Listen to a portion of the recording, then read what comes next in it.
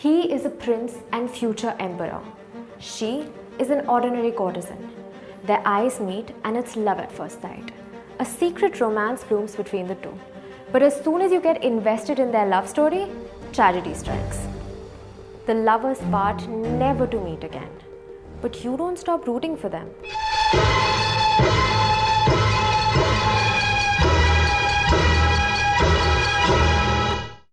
तो क्या हुआ अगर आज वो मेरे साथ नहीं?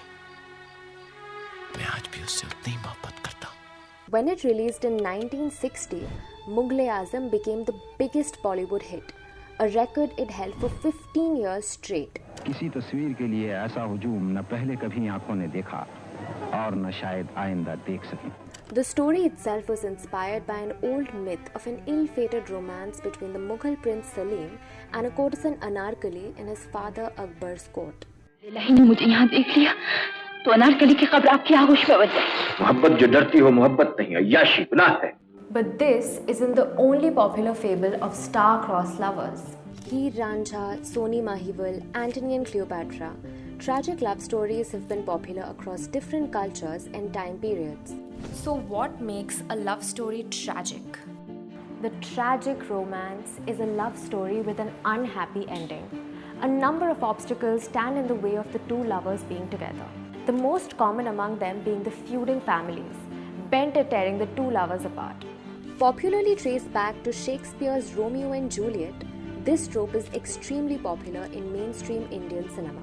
In films like Kagaz Ke Phool, Ranjana, Sairat, Ishaqzade or Ram Leela, caste and class hierarchies and communal rifts render the match unsuitable for families. When it's not feuding families, it is often the threat of death or death itself which makes the love story tragic, resulting from a hidden or undiagnosed terminal illness, accidents, or murder. And of course, for the tragedy to hit home, it is passion which becomes the most important element of a tragic romance. जीऊंगा तो तेरे साथ, मरूंगा तो तेरे हाथ. तेरे लिए तो मैं सीने पे भी गोली खा लूं. Tragic romances depict a romantic love which is otherworldly. It is a love which is unbridled and pure, and it is this overpowering nature of the love that makes its untimely end so tragic.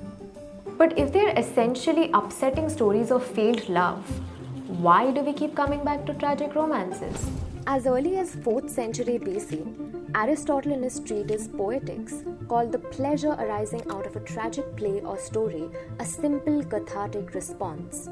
With the rise of new fields of study like psychology in the 20th century, scholars like Sigmund Freud suggested that we enjoy tragic stories because they allow us to gain knowledge and experience of painful emotions from a safe distance.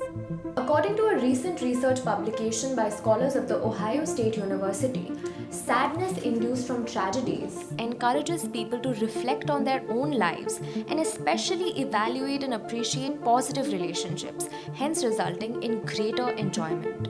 But there is another aspect to the appeal behind tragic romances, which comes down to the nature of romantic love itself. Be it in Western stories invented during the age of the Crusades or in the poetry and philosophy of medieval Sufi saints, romantic love as an idea has had little to do with marriage or reproduction. It has been seen more as a rarefied spiritual passion of love between two souls.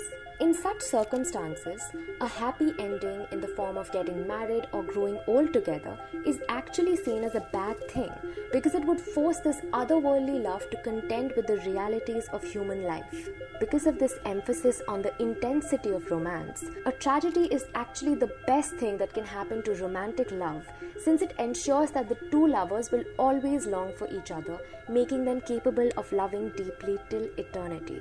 On the flip side, literature scholar Eric Selinger points out that tragic romances also serve a social purpose of maintaining social hierarchies and order. By punishing lovers with an unhappy ending, tragic romances show audiences that choosing to love so passionately outside of social bounds can be a dangerous thing. And while it is something we can temporarily experience through art, if we do attempt to emulate it in our real lives, the consequences will be severe. So the next time you cry listening to Part Chana De or watch that ill-fated on-screen couple part ways for the 1000th time, maybe you'll know why your love for their love is so overpowering. And while you overthink this, don't forget to drop a like, comment, and for more such content, subscribe to our channel, The Swaddle.